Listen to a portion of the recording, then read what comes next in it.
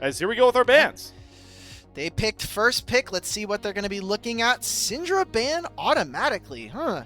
Are we looking for Ahri, or are we looking for an Akali game maybe?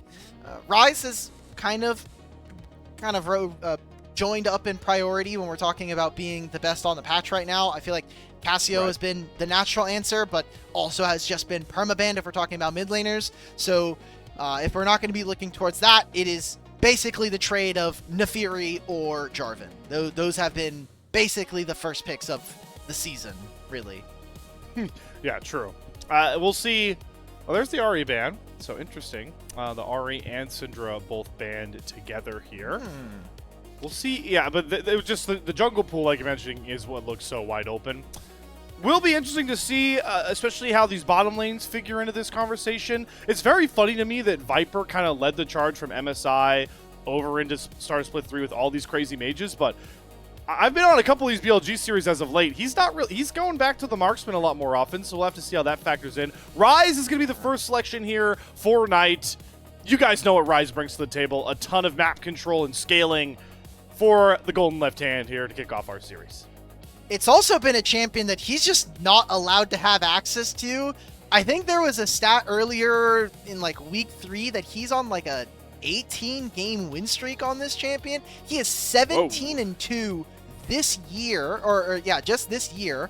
And looking at the, he hasn't lost on Ryze since March. 1, Wow. 2, 3, 4, 5, 6, 7, 8, 9, 10, 11, 12, 13. He's on a 13 game win streak with this champion. And not even the most ridiculous streak he's had. He's had like a 20 game win streak on Ahri in 2024. So he is really, really damn good on this champ. Really damn good on the Ryze. A lot of pretty darn good Shun champions that are being hovered right now. A couple options he can go with. You had the Lee Sin. That's been something he's gone to in a lot of these series, but the Naafiri is also a Shun classic. He had a wonderful game on this champion last time up against Thunder Talk. We've seen a lot of great Naafiri play in this one. Pretty strong topside draft here for BLG. I mean, I don't really have any notes. Rumble, Ryze, and Naafiri. I mean, these are just 3 perennial champions of this meta. I mean, you get to have the long range, you get to have the ability to move around the map. I expect we're going to be seeing BLG really abuse this, and bot lane matchups are not the most volatile they have been. WE going for Lee Sin. I know a lot of our players have been really good on this champion. I think Monki has been not the best, so I kind of want to see if he's really going to be able to perform. At the very least, what I can say is you're just taking away from Shun for the rest of the series. This is what I would consider kind of like a game where, or a series where you're just trying to take away picks for later on tonight. So if they get the win, I think there's a big one. Obviously, breaking the streak for Ryze is great, and you have enough tools to be able to start fights. Just the individual players that are piloting him, not my favorite. So definitely something to keep note of as we shift into this second ban phase. Get a bit of a better idea of where these two teams want to go complete the rest of their compositions. Obviously, the one difference here is that we're still looking to get Cube a counter pick into this Rumble for Team WE. And for BLG, it's to grab a support to match this Nautilus. So clear and easy execution here for Team W. Just going to take care of supports that kind of ruin Nautilus's ability to affect the lane and just primary engage. So Alistar makes a ton of sense here. I wonder if they would consider looking at a Melio ban if they're afraid of Lucian Melio, but I haven't seen a ton of Lucian Melio from Viper and On yet this split compared to our other bottom lanes. Yeah, and Ezreal's already taken away, so maybe they just go for it, or we could just see Ashe Seraphine. You do have the Alistar ban, you have the Poppy ban as well. I'm interested that BLG got rid of the Cassante. I know it's a neutralizer, but Cassante playing into either one of these champions feels really boring, I think. If you are WE, you're going into Rumble, you're like, cool, I'm going to get farmed. All right, I'm playing into Ryze in a side lane later. That doesn't sound very fun. You could just try to play the Ambessa to play for pick, and I feel like that plays more into what WE are looking for. You have the Nautilus and the Annie. That's all the setup that you really need. Now it's about executing and finding those picks later on into team fights.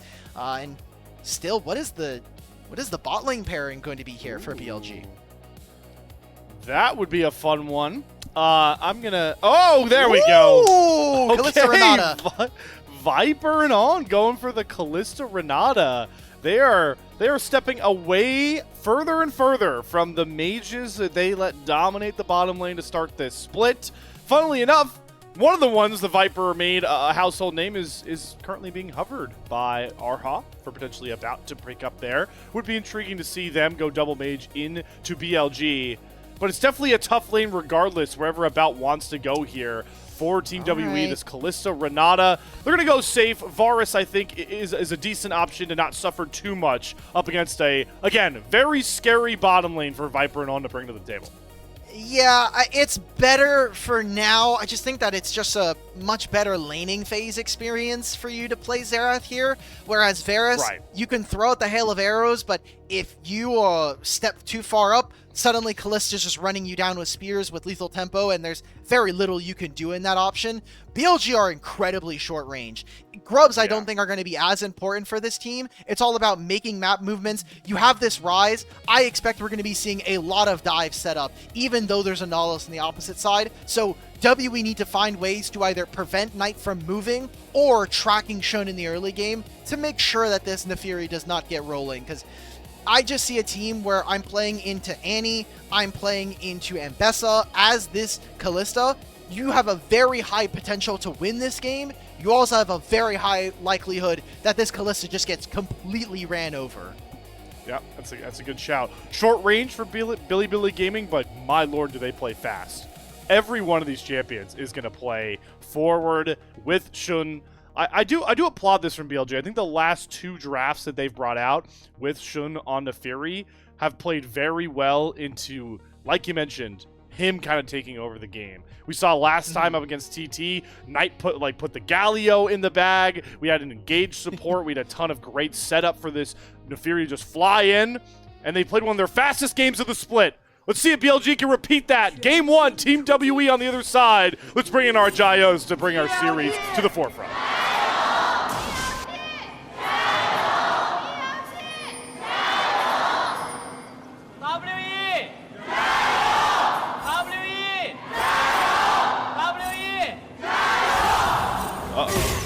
There's the dredge line. Trap sprung by Team WE. All not even going to commit any summoners. Recognizes he's as good as Mintspeed. It's going to be the cleanse out of Viper to respect Karis' stun as well. Great start here for Team WE, and even better, Ulk. They just get to dominate the jungle pathing and set their ways. It's going to be vertical jungle here for Monki. Oh, please show me this bottom lane wave, observers. I know Monki just stole the blue buff away, but look at this wave here. Kalista, Renata are going to arrive late. I hope that they're just simply last hitting these minions and not just trying to force the dive. Oh look at Monki, level 2, bro. Oh my god. Team WE are not messing around. We thought BLG were going to play fast. Team WE were playing furious. Yo, yeah, I mean, Monki being 2-0, you can be bad at Lee Sin, but getting 600 gold is incredibly nice. And he still has all of these camps on his half HP again. And this was the problem that I had playing against Kalista Renata, is it's extremely feast or famine. So they're going to have to make up the ground. We'll see what they can do. Knight has been getting a lot of attention. Previously, he was a player that got, a lot of focus from his own team. He'd have jungle and support sitting in his lane. But so far, in the last week, he's been getting camped a lot. And that has contributed to some of these losses we've been seeing in the last couple of weeks. Slowing down the rise. Like you mentioned, you can see the record now. This split 4-0. A lot more wins behind that than just the 4-0 for Knight, as you outlined, Dog Battery. Because he should, though, look to pay a visit towards Karis, who does still have his flash, but the Rune Prison's going to land nonetheless. Set up the Darkened Daggers. Shun flashing right on top of Karis, and you can't buy mid later. I'll get you right back. Shun on the board with Bilibili Gaming. All right, Knight's got to get a recall in. We got to get back to base, reset our tempo, make sure that we're set up, because Rise recalled and wasn't able to, or died, I guess, but he wasn't able to buy tier, and he wasn't able to get closer to his catalyst. So that's already a problem for the Rise, not having the tier as early as he would have wanted to. Seems like it's fine at 3 minutes, though. We'll see how it actually ends up kind of panning out. Jungler is pathing top, and they know that Naafiri needs to be on her bot side camps, so Flandre does need to be a little bit careful. Monki has been turbocharged, man. He already has a bounty at 3 minutes.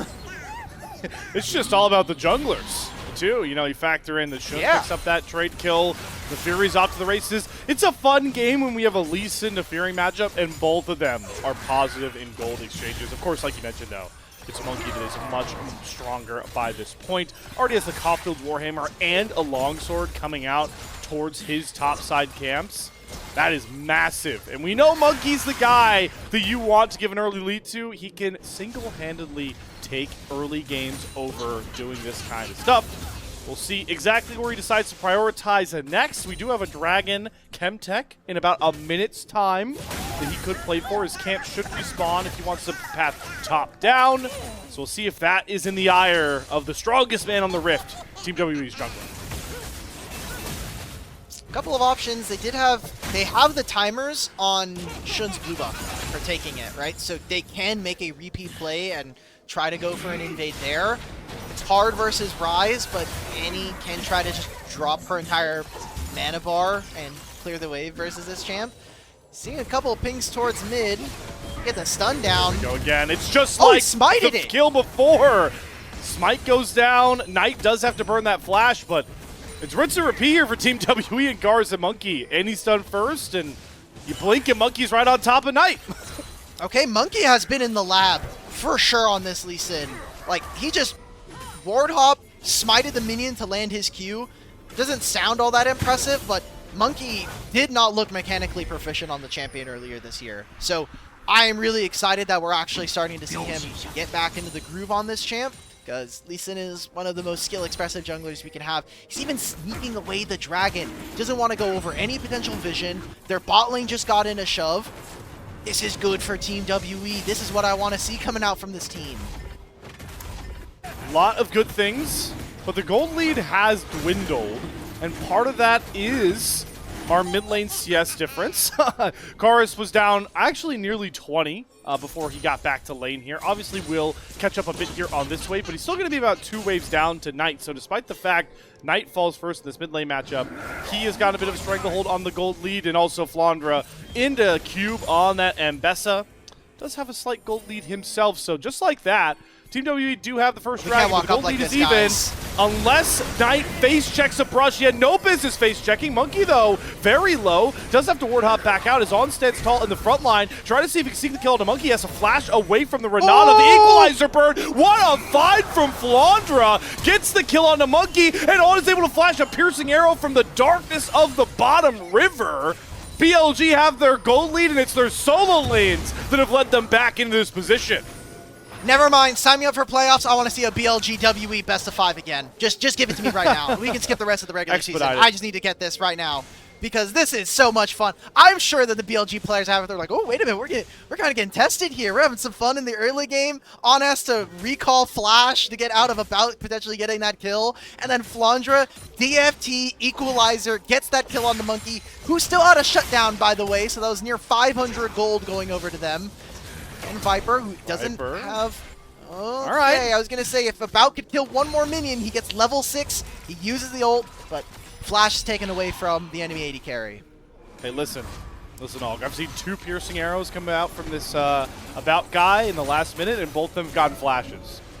That may be the real win. Feels here. good. Both Viper and On are going to be without their flashes for this very, very important next couple of plays here. If you think about what's going to be coming up on the map before those flashes come back up, Grub's in about 45 seconds. We'll see if On can even move to try and help these out. It actually seems like both supports are jailed in the bottom lane currently. And then the Dragon, the Hextech Drake's in about 3 minutes time, so those key flashes are going to be off the BLG bottom lane for both of those neutrals coming out. This is really dangerous. Viper and On do not have flash. Erha's going to hit level 6 on this wave, and then he's going to have the ultimate available for the Grubs in 30 seconds. I think that BLG have really ruined their ability to play because On rotated into mid so early, and since nothing really came of that, if they don't get this wave and the next one, I have a really big feeling that WE are going to have a massive advantage going into this Grub fight. We said that BLG, their ability to hit Grubs or utilize the Grubs is kind of meh. Most of these side lanes are going to go even, if not slightly favored towards them. Right. But they need the Grubs so that if they win team fights, they can actually exploit that gold and get turret plates and start moving around the map. If WE cut that in half or even get 2 of these Grubs, I think you're in a really, really awesome spot. See how quickly they can get on top of them, because they are bleeding gold on the other side of the map, and oh boy, they've caught Erha. Weren't expecting Shun so close, and Knight off the map looking to pick off the support. He's going to dredge line the wall, create a bit of distance, but Shun's going to flash right after and hop right on top of him to get even more gold over. So the grubs will be in the hands of Team WE, but it's costing them a kill and a whole lot of plates on the bot side as well. See, what confuses me about that position there is why is it that it's about that's hitting this wave instead of, or hitting the grubs instead of just going straight towards top lane, taking the matchup into Rumble, and having my Nautilus, who is guarding my Raptors or potentially looking towards bottom lane. Like, Cube has flash, Cube has ult. He should be more than willing enough to just stay on that side of the map and protect himself, potentially give up the wave, and just let Nautilus either play mid or play into top side. That is a big mistake coming in from the support of WE and leads to now what was a trade for an objective in terms of just getting gold into the hands of Shun and Knight. It's important to remember as well, the Team WE are definitely a team built to try and snowball this mid game. And they don't really want to see this game go too far along. You think about a poke Varus, you think about Annie damage, even if it is a fed Lee Sin, not reliable damage later on. I will say BLG, it's not like they have like a ton of really hard scalers. It's mostly Knight in my mind, who just got stunned up and dodges the Monki Sonic Wave with the Ghost burned. But it's worth mentioning. Yep. Please. Knight tax. Yep. All right. Sorry, I cut you off though, Slayer. What was the point that you were getting towards? That I think if this game was to go late, Team WE's comp is in trouble. That was the short of the long-winded point. Okay. Damage-wise. Maybe except Q. Yeah. We got an Bessa. Bessa's pretty good. Yeah. Yeah. There are definitely some ways that I think this can go favorably for WE. Again, already got the first dragon, second one's up, and they're making a play towards bottom side. They got a wave pushed in mid. This is what I was talking about. Prevent Knight from moving, make sure that you're getting enemy vision into the jungle, and make it just impossible for BLG to fight on even terms or without perfect information here. So they moved in first. They are not even starting up the dragon. They want to see if they can make one more play on tonight. Both top laners going to take their resets with their teleports available as well. Londra's going to walk back up towards top side. He is currently holding the biggest gold lead of anybody, about 800, but it did not result in the Leandries being completed just yet. Meanwhile, you do have both your junglers holding the Volcanic Cyclosword and the Eclipse, and there is the Flandra TP, and there's on face checking into Karis, who have the stun available. Equalizer's going to come down, but it's a full combo from Monki, but not in time as the bailout from On comes through, and the Realm Warp brings Shun to the waiting arms of Team WE as Flandra goes into that rage bar and burns through all of Team WE just like that. BLG pounds with their map pressure and take the dragon for themselves. That is the double-edged sword of WE. Every fight looks good until it doesn't. And Karis, you found the engage, but where was your team? Monki goes all in to try to find On. And look at this. They're hitting the dragon right now. This is not your time to turn. Finish the objective. Shun is nowhere near this. And this was just a great CC application from Knight, from On. And then the Realm Warp just gets everything they could have wanted. They kill Karis, they kill About, they kill Erha. Cube is nowhere to be seen in this. He just goes into the mid lane, cut their losses. Dragon goes over to BLG, and they've doubled the gold lead now. Very nice response to a hectic early game. You talked about it all. Felt like Team W were willing to challenge BLG early, try and get a big lead. And we know when they're behind, they're always going to look to scrap their way out of trouble. But Erha, waiting on cooldowns, nearly sees his entire health bar rended away by Viper. So still no answers to stem the bleeding. And this is the problem now. Who is answering this bottom lane wave? Who is going up against Knight in the side lane? We have sacrificed so much to play this like three-man trident on mid lane, and we didn't generate enough of a lead, and then we lost this dragon. I mean, cool. Shun gets to steal his bread buff, and there are still waves being lost on bottom lane. Playing this 3-core on mid has completely derailed the game for WE. It's back to a tried and true classic way of a winning for BLG. It's nice to see this sort of picture with the solo lanes, again, with the fact that it's not been. That's the cool part here. That's partly why I think you were like, get this series to a best-of-5 in playoffs. Because, safe to say, besides the second game against Thunder Talk on the Ambessa, this is the best early game we've seen from Flandre since he joined BLG. Yeah, and more importantly, he's doing it on Rumble, a champion that it's his third most played this year, but I don't think he's really had the best of time with it. Totally. But just showing up to team fights, I'm okay with what he's been able to do. He's definitely been more impactful than Cube this game so far, so I'll take that any day of the week and twice on Sundays. Well, you're getting twice the amount of WE members over the blast cone there as they actually look for Flandre, but has the foresight that he is the play there for Team WE because nobody's still answering Knight. There is more waves being dropped, and a first turret is going to drop as well over to BLG. Team WE still scrambling for answers on the map, and they're finding nothing. Yeah, About can't even step up to this wave, because if he steps a little too far, that's his flash gone, and that's Shun hunting him down. Now, there are members of WE standing behind. They took Krugs and Raptors here. So Monki is getting fed, but we are still not matching Rise. Rise went from 1,000 gold to 2,000, and he's about to get another turret. Like, I'm sure it is annoying to some people in chat, but this is such an important piece to BLG's game. He just got 2 plates plus the entire turret. He is so far ahead of Karis. He's going to have a Seraphs completed by 16 minutes. Disgusting. And the worst part, to rub salt in the wound, because Team W panic moved everyone down to cover About on the mid wave, they actually didn't give Cube enough time to even get the trade top lane tier 1 turret they were looking for that entire time. Flandre just walks back up, deletes the wave, and even with grubs, Team W are not able to grab that, what felt like a free bag of gold on the top lane tier 1 turret. The gold leads ballooned over to 4,000 at this point, and you called it, Dimitri. The Herald's going to be gone. BLG are going to be able to reset off this right in time for that third Drake. It's a minute 20 out. Everything macro-wise lining up perfectly from Bilibili Gaming right now. All right. Finally, WE will actually trade this time, but they are losing 2 turrets for this.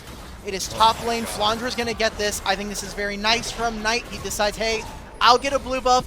You'll get a top lane tier 1. We're going to use Herald. Instead of even fighting for the dragon, we're going to walk into this next fight with a 5,000 gold lead for ourselves. I'm taking that every single time.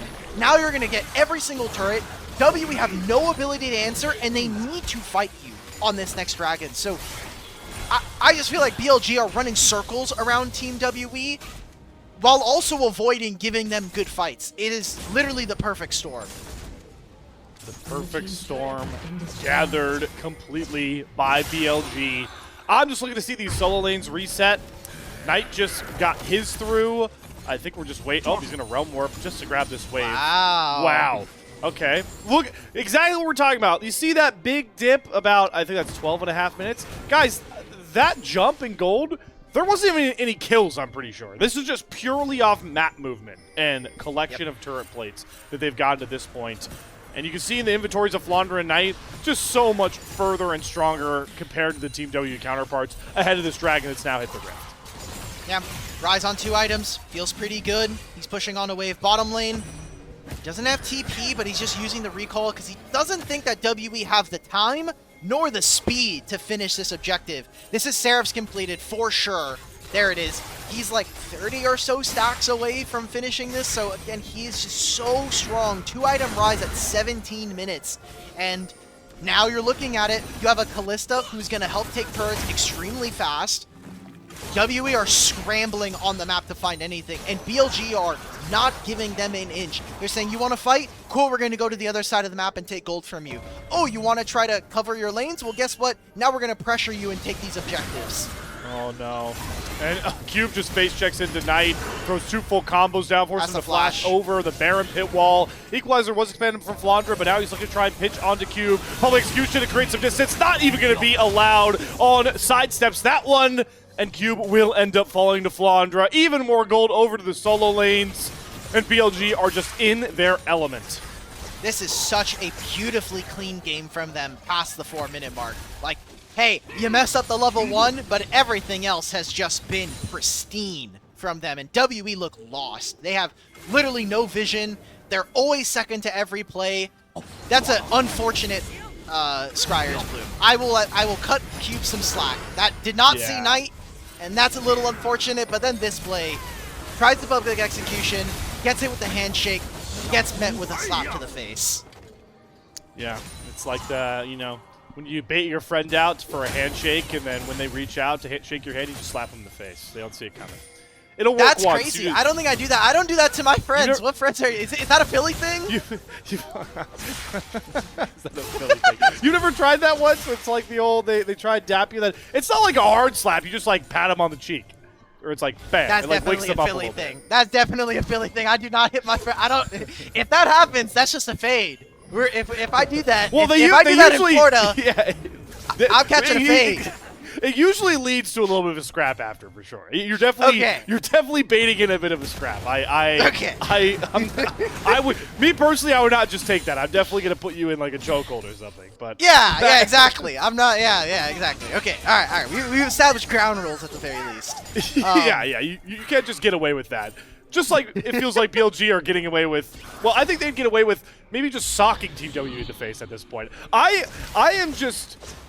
I think the best part about this pristine gameplay from BLG is the fact that we have seen Team WE, a squad that no matter how much they're losing by, will always just look to fight, even if it looks bad. They just can't even find a way to fight right now. It's not. I'm not even watching Team WE anymore. Yeah, they're not fighting because again, BLG are just avoiding them. And I think the fun part about this is that this 5,000 gold lead is not safe. We have seen BLG throw in leads. We have seen WE come back from 8,000, 10,000 gold differences. So I am not even sure that they're going to lose this game, but it's highly likely. And like I said in the last series, I'm a bit of a numbers guy. And numbers tell me this is looking like a pretty solid game here for BLG. Numbers are telling me teams that can secure Baron also have a high likeliness of winning a game in the LPL. And you can see that's BLG's game plan, the way they're positioning a lot of their vision around this top river so far. It's costing Team WE an arm and a leg to try and get wards further past their blue buff, but they're finally working their way over there. Monki can see if he can get access to the Scuttle Crab. And BLG once again playing the avoidant attachment style against their opponents right now. Not going to be baited into any fights. It will mean that they do lose control of that river, but it's more time for their solo lanes to gather farm. It's Flandre on the bot side, maybe the biggest winner here. Yeah, I'm just looking at items being completed. I mean, Rod of Ages is about to tick over, so Knight is about to go from 13 all the way to 15 with this wave, or maybe the next one afterwards. Seems like we're trying to bait that out a little bit. Knight is going to be seen. They'll see on the side, but they will not see Shun, who's going to dash forward. Oh my god. Flash, kick, Sonic Wave, shut down over to Monki, and now the TPs are all coming through. One mistake could maybe open the door for Team WE. It's Flandre really has to flash, and it forces the hostile takeover out just to respect the fact that Team WE could have just pounced onto Flandre. Are we going to just start Baron? Are we just going to start Baron off rip? All right, we're not doing it. We're going to continue fighting. There's objective bounties. Let's hit the turret plates. Let's get ourselves gold. A mistake there from Shun. He doesn't know that they're sitting in that brush, and a very good punish coming on through. WE, we need to take this turret. We got to do it quickly. We got dragon spawning in 40 seconds. Get our gold, recall, and get out of this situation. I think you got a lot of really good cooldowns and summoner spells from this play. Yeah, no flash on this Rumble or this Fury, but a Realm Warp, just a little fake out, making sure Team WE are still on their toes. No actual jump in, but that Realm Warp is now also going to be down here as the Dragon is about 20 seconds out, so hostile takeover, Realm Warp should both be off the board. And for Team WE, I see Chains of Corruption coming back off cooldown. I see that Dragon's Rage kick available for Monki as well at this point. Cube canceled his recall because they saw that they threw a spell at Baron and thought maybe, oh, do I have to stay? So he's desynced from his team, and he doesn't have teleport shield. That was something that both of our top laners did expend in that last fight. Like you had mentioned, no flash here for Shun, no flash for Lee Sin. It's going to be tough to get into this pit right now. BLG have no vision, and Ryze is still in mid lane. I think this is just them having to give up this objective. It's just really hard to force a fight, especially, you mentioned the vision, but without that extra bailout of the hostile takeover that On provides, it's going to get his back canceled by Erha. Kind of baits him in, gets the handshake on top of the Nautilus, and Erha's going to have to flash. Rage Ghostblade going to be popped there from about as a dredge line gives Viper a little bit of a scare, some wind next to his left shoulder, but he will not eat that hook, and BLG can relax a bit, but Team W are still keeping the pressure up. Oh, now going to flash forward, handshake under the turret, and he gets the Fate's call, so the depth charge doesn't land, and then he drops the hostile takeover over the rest of the team, that allows Shun to reset on this Naafiri. Darkened daggers dancing all over the corpses of Team WE as Cube and Monki are scattered like the wind. I think that Team WE fans were starting to get a little bit of excitement there with taking the Dragon and looking like they could potentially even contest here in this fight, but one small misstep. WE stepped way too far up. Erha thinks he found a pick, and that just completely blows open the game. Oh. Slayer, I don't know if I had a hiccup. Oh, it's both of us. Sorry, I did not realize that I toggle. Yeah, I got scared. Oh, okay. I just jumped back, and the Baron's gone. BLG have the Baron.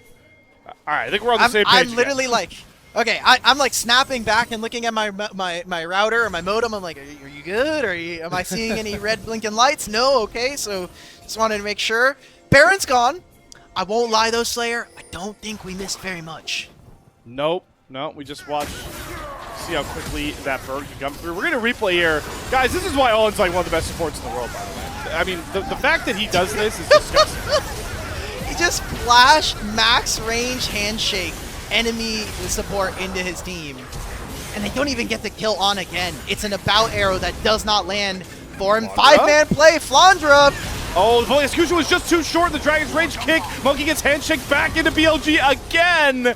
A couple inches making the difference there for Cube, not able to get in and on top of that BLG primary target. It's Shun that's going forward. The Hound's pursuit. Does eat the Karis stun. Goes invulnerable. Now Timbers going to come out. Chains of Corruption also going to go wide, but Timbers gets the job done. Hostile takeover. Not going to be able to bring Team WE back into the BLG buzzsaw. They will lose their jungler, but the Baron push stays the same. It's another 300 gold. You're going to see they're going to continue to siege 15 seconds before Monki, and they don't even need the grubs. BLG just have enough damage. They'll take 2 more plates with this last cannon minion. 1 more auto attack. Come on. No! WE, you get to keep your plate for now. BLG, massive gold lead here. 7,500 at 26 minutes. It's really tough to play Nautilus into Naafiri. We saw that in that interaction. Naafiri's charging forward with the ultimate, and Erha throws the hook. It lands on a dog. All right, well, can't really do anything when there's a pack mate in front of her. And now Viper, 3 items. If he's able to stack up this Terminus, he's getting armor and magic penetration, plus the ability to stack some armor and MR himself. So he is really, really dangerous in these fights. The only thing that I could say in favor of WE is there are missing some flashes. There is going to be a timer here where BLG's bottom lane cannot get away from them. Yeah, that cleanse not even up yet just for Viper. And as we check back... Yeah, that's true, Mikhail's. That's a double cleanse. I love the value of Renata and Kalista together, especially with these items, because they both can bail each other out. We saw how the Fate's Call can allow On to play even more aggressive. Maybe not this aggressive, though. Full combo from Monki, the kick away, but there's that Fate's Call to bring On back into the safety of his AD carry. All of Monki's cooldowns, and they're not able to find that kill, but maybe at least alleviate some pressure on this top lane Baron push, and that'll be the final Baron wave they'll have to see for now. Just like all of the spells landing there, that was... I'm so sorry. I saw this graphic. We had this graphic, I think, sometime last year, and I hate to do this to him, but one of our casters thought it was like a spell combo he pulled off. I'm like, no, that's just the level up. No. That's just like, that's what spells he leveled up. And he goes, wait, really? I was like, yeah, why would we be seeing how would he R 3 spamming times? Q? Yeah, like that doesn't make any sense. And he was like, yeah, I guess. And I was like, you didn't know that? He's like, yeah, no one told me. I'm like, what do you do? I won't name him. I won't name him just for anonymity. If you go back and you're somehow a ball knower, then good job. You know, props to you for knowing it. But we've got 15 seconds before Dragon. WE are trying to fish for something. They can't even stop Rise from rotating. He can catch this mid wave and then just roam warp back with his team. just so hard, I think, for Monki. You mentioned Erha to justify going in, Monki to go in, because On is on top of it on this Renata, and he's consistently been able to kind of outplay these engaged tools with Team W. They do end up forcing down that mid-tier one. But yeah, Rend, Kalista with 3 items and a Fury. There goes the Mountain Drake. Mountain Soul point here for BLG. They will happily trade one measly tier 1 turret for the chance at that Mountain Soul into, once again, by the way, a very burst-oriented comp from Team WE. A Mountain Soul would really ruin all of their damage left in this game. It's not like the team is building a ton of resistances, but then I say that and I look at BLG. They have the Seekers. They have plated steel caps for Flandra. You have Merc Treads being completed for some of the members here, and Terminus is also going to be giving stats. So these resistances are getting very, very real, and I look at these players. There's not a ton of armor pen coming through. This is a very weak, small, in terms of the number for the lethality coming through from about. So flat armor pen is there. Then I look at Karis, who has very little M-Pen, even with the Tier 3 upgraded boots. It's just going to get tougher. Yes, WE bit into 2,000 of that 7,000 gold lead we saw from BLG, but that was an objective bounty in mid lane that they got, and they are still very much behind in this game. BLG are still playing it patiently, perhaps understanding exactly what you were talking about earlier, All Battery, that we've seen 1, BLG throw leads of this level, 2, Team WE come back from worse deficits than this, and 3, the fact that the 1 and 2 have happened in this very matchup before with these 2 teams. So they are going to just go through the motions, and our great observers have toggled just how dark this top river is. Baron spawns in 15 seconds, and Team WE have very little idea about where BLG are positioned to just rip this Nash on spawn if they want to. Okay, the cope I can give is that all of the gold for BLG is on Knight. They're going to try to make this pick onto Flandra. They left. Wait, they left. Viper, he has to flash out. All right, so Viper loses his flash. Monkey's going to try and hunt him. Nice sidestep from Viper.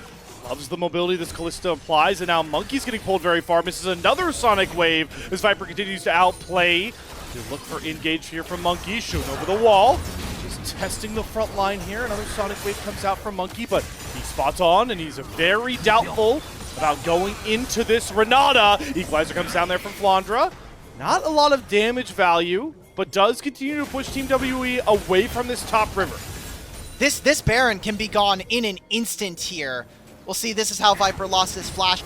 If you just put Kalista and this Nafiri on the Baron, it goes away. It is gone on the spot. So WE need to be able to pressure their opponents, and BLG are kind of stancing as if they really want to fight them. They don't want to do the objective. They want to kill WE before they even have a chance of looking at it. No 50-50s if you just win the fight first here.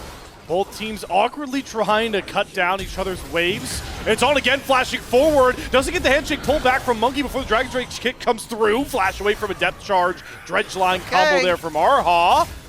And BLG not able to go with that same aggressive on Renata flash forward to get a fight started, so there's some marketed improvement. Yeah, he flashed forward, and the Dragon's Rage kick now puts Knight at a potential disadvantage, and getting his flash, I talked about it right before the Baron started, all of this gold lead is on Knight. If he goes down, that is 1,000 gold. If they kill Flandra, that is another 800, and that this gold lead is not secure. Bounties this season are where the game is decided. BLG can be up 8,000 gold, and WE can win one fight and the game is over. So with 3 grubs, they can push and look to end the game.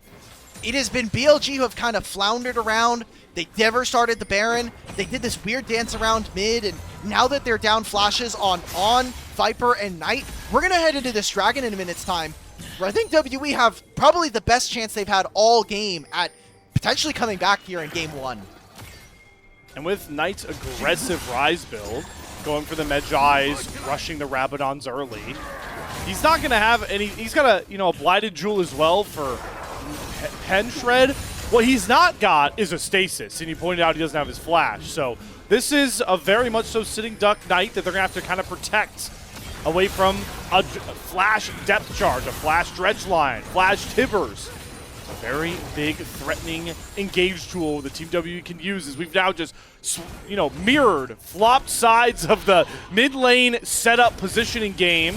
It's BLG trying to dominate the brushes, but it's Team W, they're trying to flank around here, but BLG in a really uncomfortable spot. Yeah, I don't like this for Team WE. One, Erha's on the opposite side of the map. Karis is looking for a flank, but this Dragon is just going to be gone. If Viper and Shun keep hitting it, we're going to need to see a steal from Monki. Monki's got to go in, but with the Rend and Smite, it's so hard. He does get around the hostile takeover. Cube is going to look for it, but the Smite secure comes across. Mountain Soul is locked in. Fate's Call going to come down, but they found Knight on the backside of the fight. The Seraph Shield buys him just enough time. The bailout comes through. Can they get the kill? Yes! He's alive! Not even going to drop. He gets saved by On. Cube will finally collect the 1,000 shutdown, but it's too little, too late. The rest of BLG are going to clean up this fight with ease. It's Monki on the wrong side of the tracks, desperately trying to create space away from Shun, but he is as good as done for. Signed, sealed, and delivered back to the Team WE base. It's an ace for BLG, and now Baron is a certainty. Let's get ourselves a Mountain Soul. Let's get ourselves the Baron, and WE cannot fight without any damage. This On has been really, really awesome to watch with this Renata. I want to see how close this was because Monki got into the pit. I'm not as proud as I could be for BLG playing this one out. Very clutch the way that we got to see Monki get in. So Sonic Wave, it came down to like 50 HP. That is not at all a good setup there, especially with the Rend Smite combo that we could have seen from them. And the fact that Knight lives is good, but he still goes down. That shutdown still going over is really important. I know it's a Mountain Soul, and by most means, this game is over.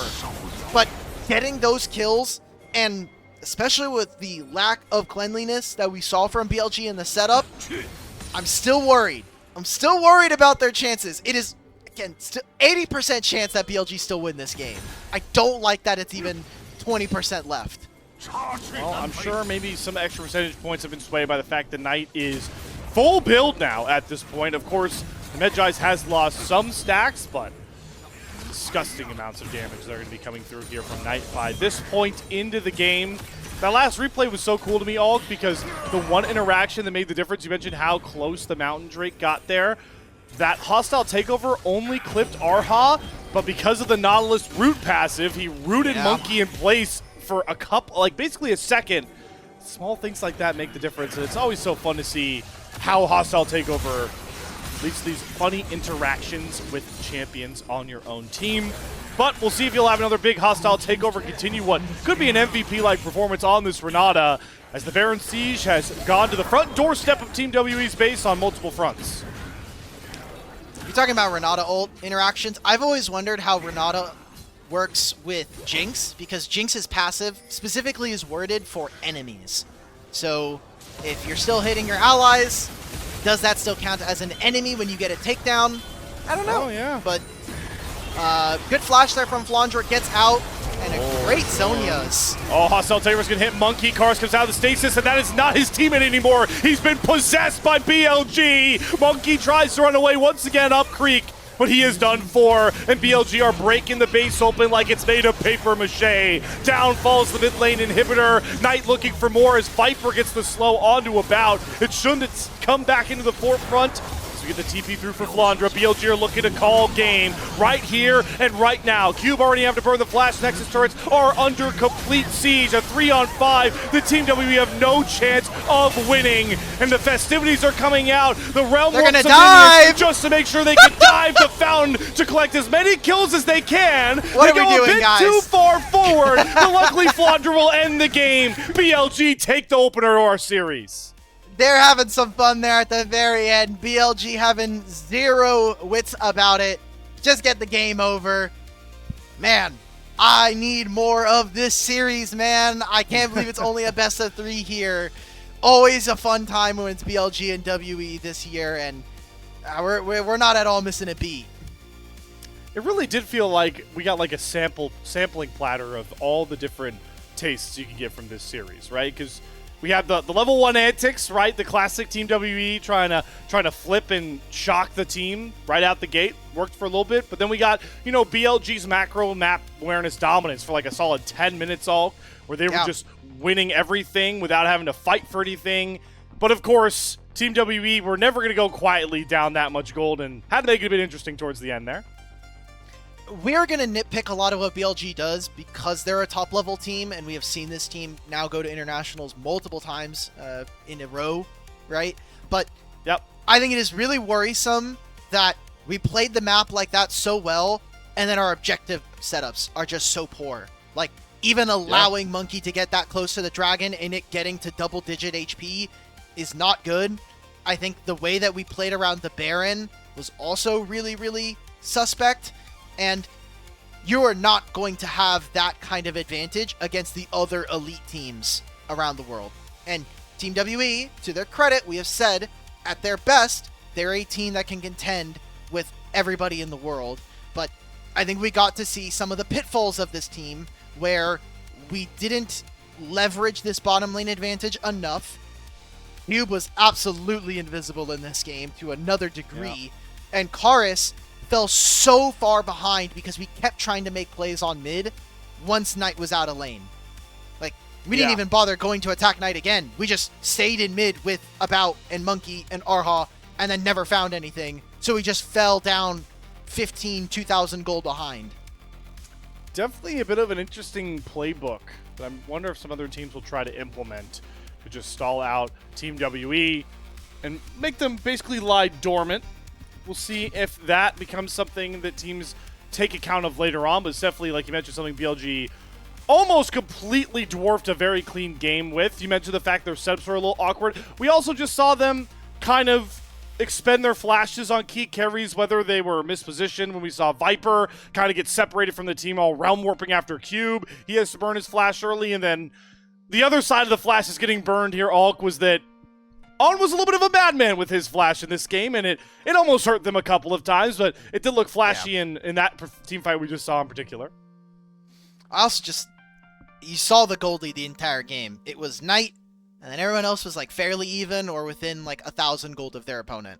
So Knight going down twice towards the end was not where I think BLG wanted it to be, but I want them to show this without blocking the HP bar because health, so it was like 70. That looked like almost 70, if not 120. That is way too close for me. Way too close for a team that is 6,000 gold up. And again, it is all about bounties this season. Really fun game. If you took the first 3 minutes and then you said, okay, game's over, I'm going to go do something else. You come back 25 minutes later, like, why are BLG up 8,000 gold? What happened? What happened here, guys?